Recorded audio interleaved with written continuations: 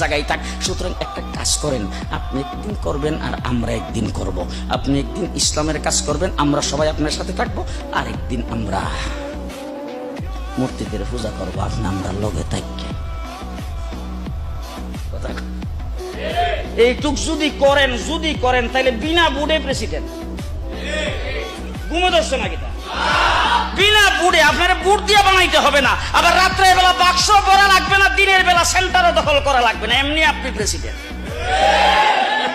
আল্লাহ রাসূল সাল্লাল্লাহু আলাইহি সাল্লাম, তোমরা তোমাদেরটা নিয়ে থাকো, আমি আমারটা লয়ে আসি।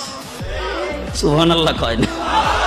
জিন্দেগিতে কোনোদিন তোমাদের সামনে তোমাদের ধর্ম পালন করা তো দূরের কথা, তোমাদের সামনে মাথা নত করবো না, মাথা নত করবো না। শুধু তাই না, আল্লাহর নবী তার চাচাকে ডাক দিয়ে বলছেন, চাচা যত ধরনের প্রস্তাব হতে পারে, তবে শুনে রাখেন, আমার এক হাতে যদি সূর্য এনে দেওয়া হয়, আর বাম হাতে যদি চন্দ্র এনে দেওয়া হয়, আর গোটা রাজত্বের মালিক যদি আমাকে বানিয়ে দেওয়া হয়, তবু আল্লাহ পাক যে উদ্দেশ্যে আমাকে প্রেরণ করেছেন তার থেকে এক চুল পরিমাণ